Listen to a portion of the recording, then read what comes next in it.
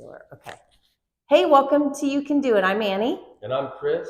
And today in this episode, we are going to be using the Drylok etching for this concrete floor. And then we are going to be painting on this concrete floor paint, both Drylok products.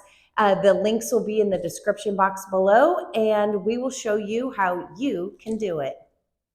The first step that you're going to want to do is to go ahead and clean the surface of the garage by sweeping it, or you could do it a real easy way, which is what Chris is about to do.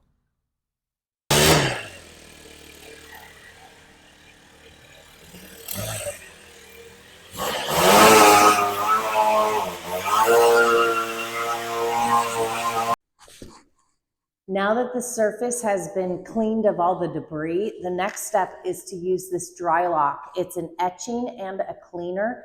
So this is a 12-ounce powder, and you mix it in warm water, and it depends what you're using it for. If you're using it just as a cleaner, this 12 ounces will be mixed in a gallon of warm water, and it can clean up to 300 square feet.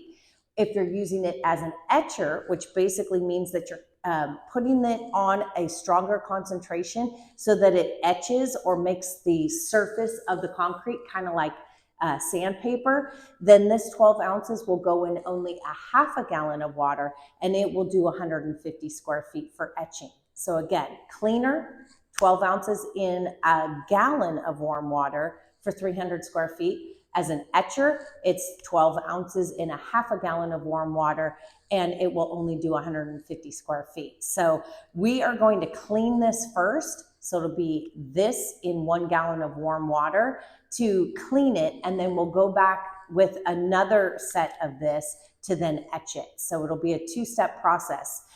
Because this is not brand new concrete, you can see some oil over here.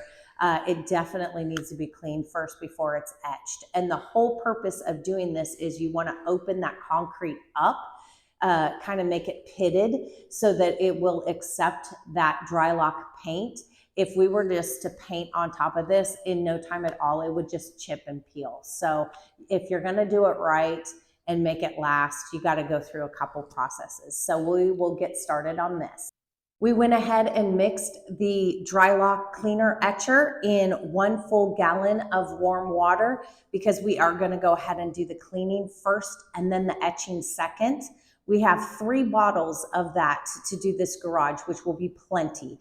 So we bought a Home Depot bleach sprayer because most of the parts in here are plastic. So this should be okay in this container without making a mess or not working. So we're going to go ahead and start in the back, work our way forward. You definitely want to wear rubber gloves and eye protection because this is acidic.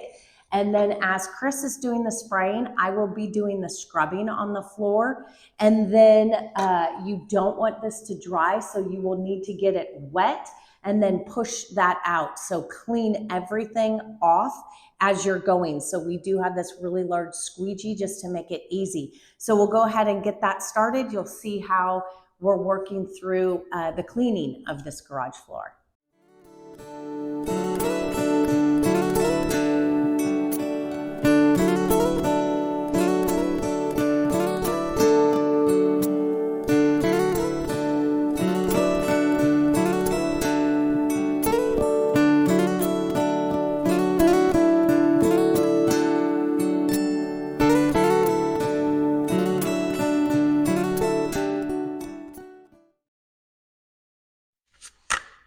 The process of cleaning the concrete is completed. We were able to use that 1 12-ounce bottle of the Drylok etching cleaner in 1 gallon of warm water. We were able to do this complete section here. There's a tip that I didn't mention in the beginning, so I'll mention it now, and that is if this is getting pushed out onto a driveway, make sure that you have a hose handy and that you're cleaning that driveway as you are swishing this or squeegeeing this out of your driveway.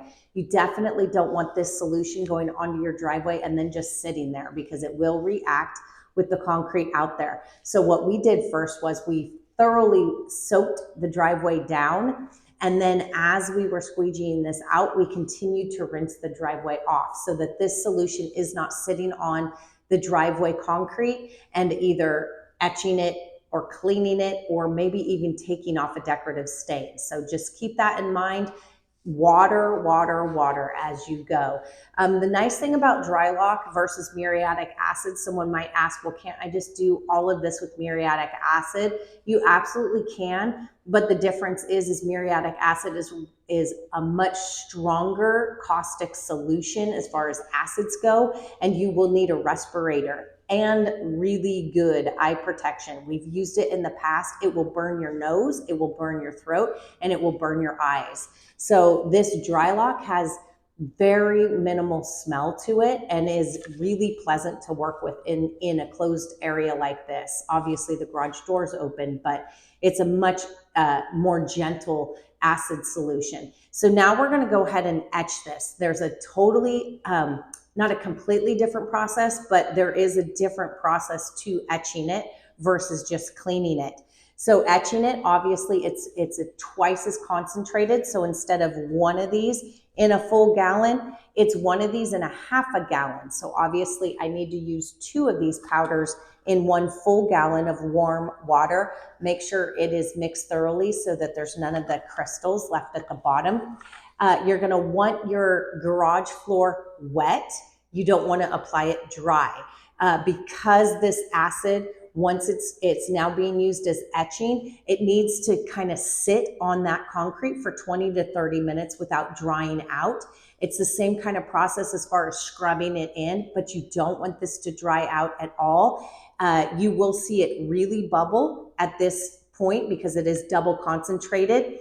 Let it work until it stops bubbling. Once it stops bubbling, then the etching process is complete, and then you're going to rinse it off and move on. So we will go ahead and get that process started right now.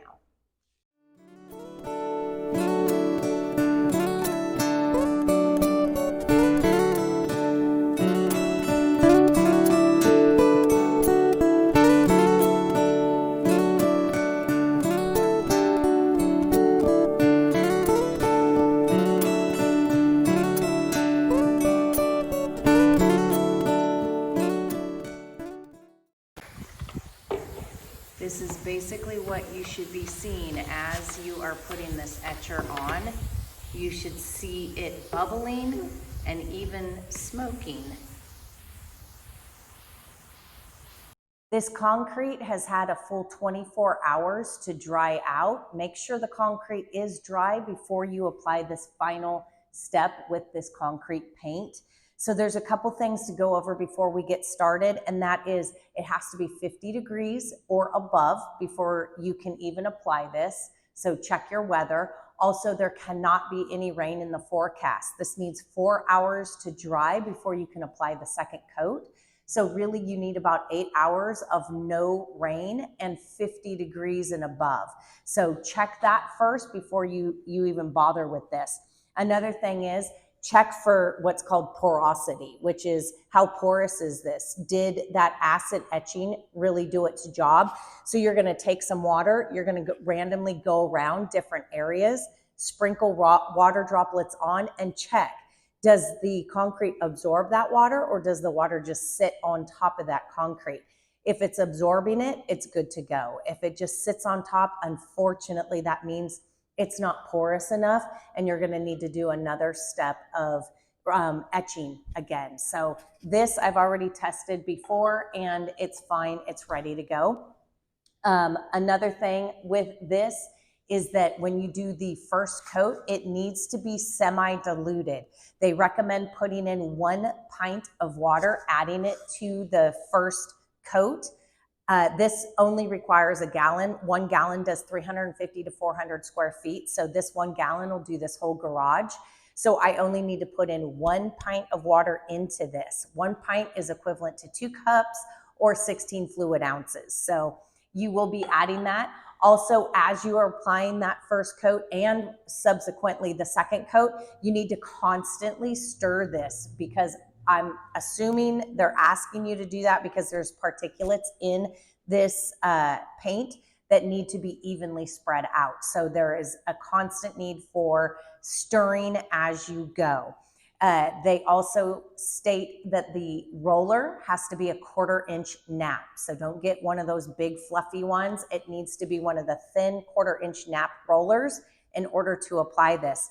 Another nifty thing to use for cutting in is this. This is an anvil cut in blade where you can put this right along the side of the walls and then just cut in right there, pull it away, and you've got a nice clean cut in instead of sitting there tediously working at trying to cut in or use the painter's tape, that kind of thing. So if you stick this there and cut it in, you're good to go. So I think that is good on the tutorial on how we're going to do this, and we will get started with that first coat.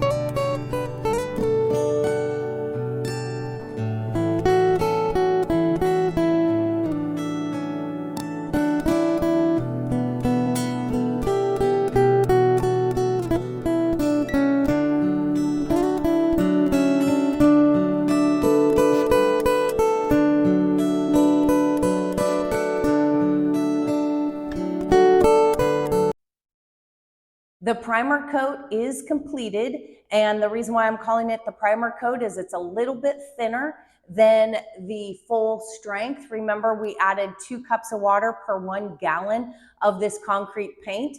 They say to add a pint. Well, a pint is 2 cups of water, 16 ounces. So that is done. You have to wait at least 4 hours before you can go ahead and put on the full strength coat. Top coat onto there. And keep in mind, again, no rain for the next 4 hours, and it has to be 50 degrees or above, again, for that 4 hours. Something to note is you can walk on this lightly after 4 hours, but do not drive a vehicle in your garage for 5 full days. It needs 5 full days of absolute curing before it's ready for a vehicle. We're going to do something a little different with the cut-in. We have that really nice stainless steel painter's cut-in tool that we used around the edges. If you didn't want to buy something like that, you can go with a cheaper version. I mean, for one, you can just carefully cut it in if you want to do that, or grab a piece of cardboard, or this is actually something you can purchase in the big box stores. It's less than $1, and it's also a cut-in guard. So we're going to use that, cut this in, and then we will go ahead and put that top coat on.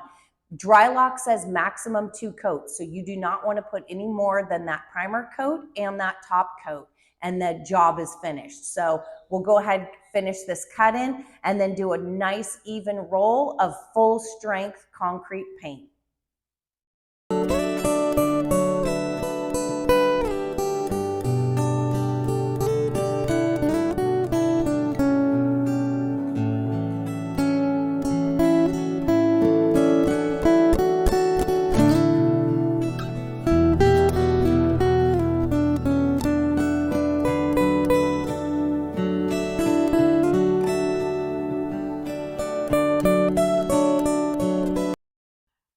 The garage floor is now completed, and if you follow the steps that we showed you in this video, you should have a garage floor that looks just as amazing as this. But remember, don't walk on it for at least 4 hours after this top coat, and give it a 5 full days of curing before you drive a vehicle on it. Remember, you can do this. So thank you for watching our channel. Thank you for watching You Can Do It, and stay tuned for the next video.